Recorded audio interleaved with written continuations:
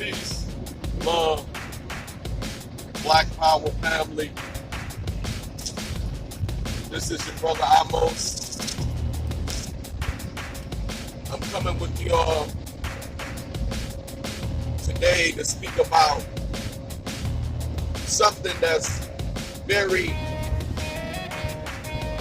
touching to us as Black people, and that is the relationship that we have with our women and what our women have become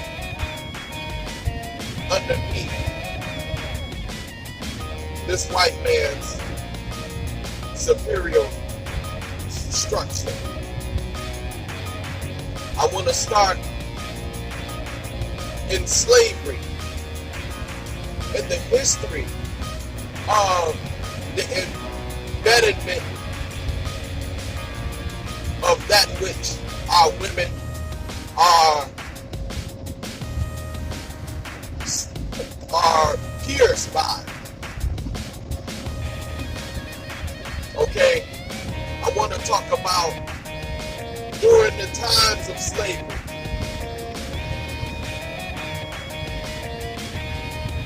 There was a miraculous change of the Black woman. Before slavery, she was looking for her man to be her salvation. But under colonialism, under bondage, under the idea of the fire weapon, the fire stick, as many of our ancestors called it, but with different dialect. We were put into submission. Some of us fought. A lot of us did not. Our women were stripped, raped, beat, abused. We caught all of the physical attributes from that cracker. You went under the mental genocide, Black women. You went under the genocide, mental genocide of slavery.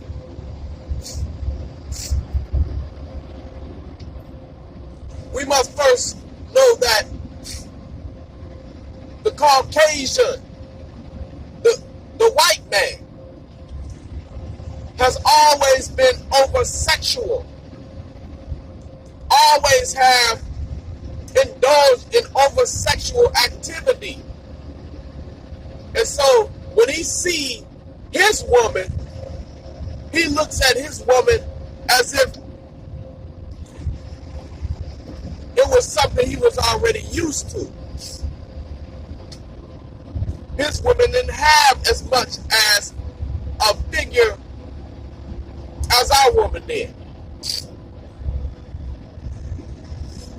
And so this is why you see a lot of white people who loves chocolate. Some of them may even eat shit. But let's look at it. This white man raped, abused our women.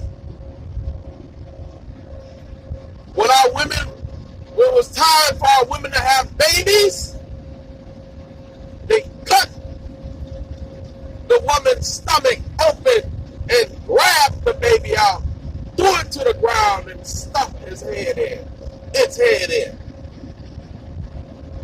By them looking at this, they said, never again will I make the same mistakes independent on a man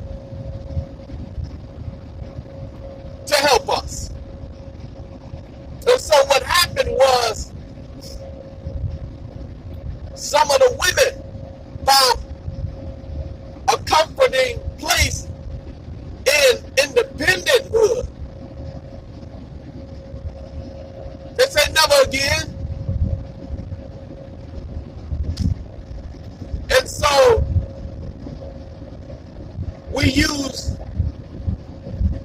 vulgar language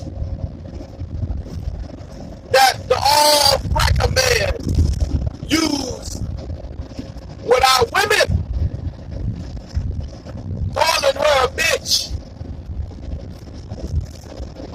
calling her a Jezebel, a whore. Most of the time, behind closed doors, some of the time in front of their own husbands and children. And so when the child has seen that this man could speak to his mother, and the father not correct the master, the cracker man, then he found a place of aggressiveness with his father and to challenge his father. Because if you cannot speak to the enemy and you can try to dictate to me, then you must first correct your damn self before you correct me. And so that was the feeling of the child who sought out rebelliousness for what the cracker man did to his woman, his mother. And so a lot of our women in society were given, later on in the years, going into the 20th century, were given child care, child support. Because at that time,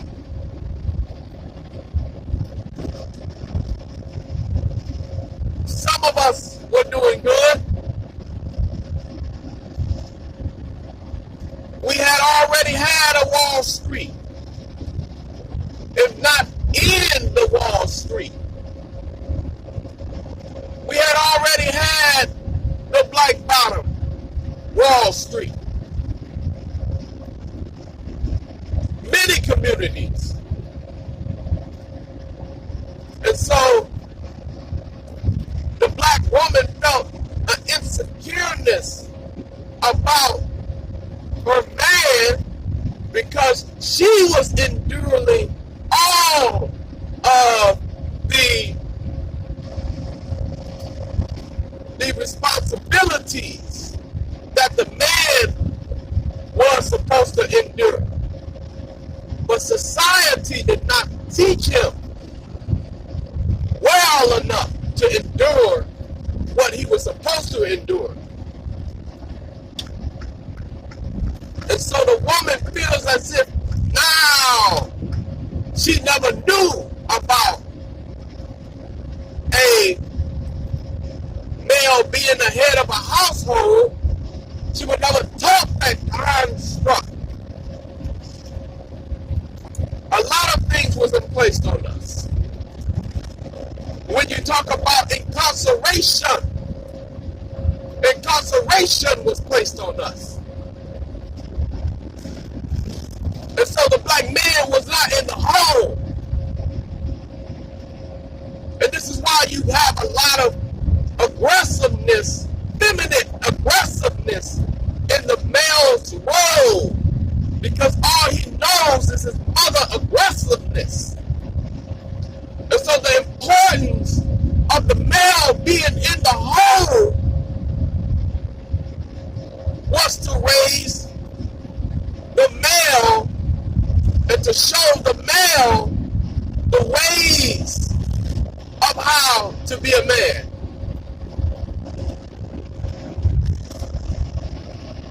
And so a lot of you women, black women in Pacific,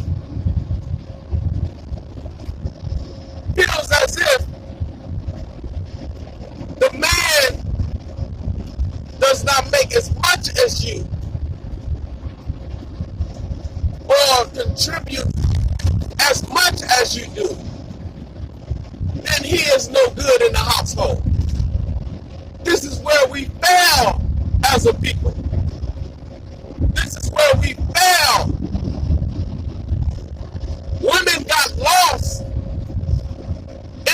women's liberation movement,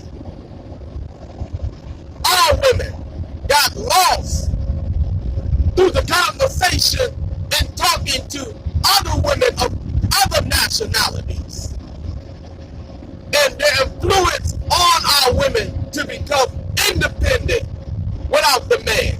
How the hell do you procreate without the male? How? So when we look at this, the man has his downfall, the woman has her downfall.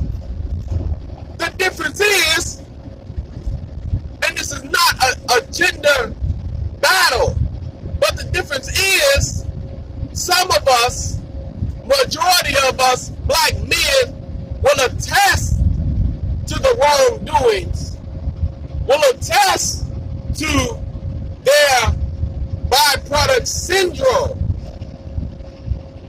But when it comes to the black woman, when it comes to her acknowledging all of the byproduct syndrome that was placed in her, it becomes some damn blasphemous talk. It becomes a gender war. It is not a gender war. It is reality and truth. And until we accept that truth, that we are a byproduct people under the conditions of slavery, then we can free ourselves. Understand, these crackers have us under mental genocide to where we don't even recognize it. They have formalized a program that was for the destruction of the black family, number one. If we cannot communicate as male and female of the African race,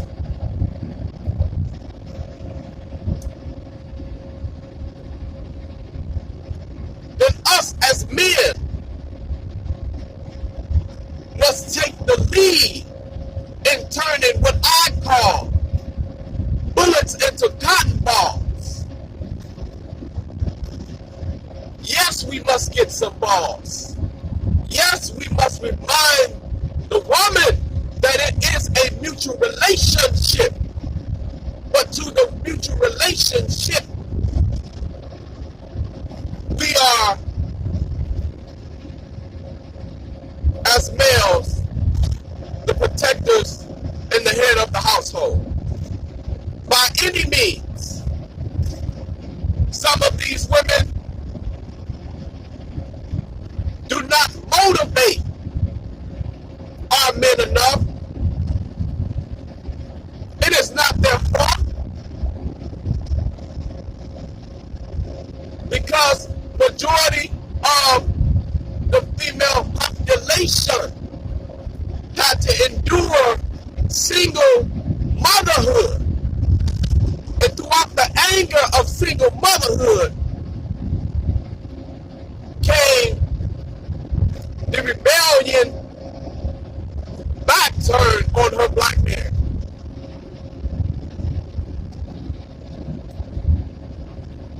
The main construct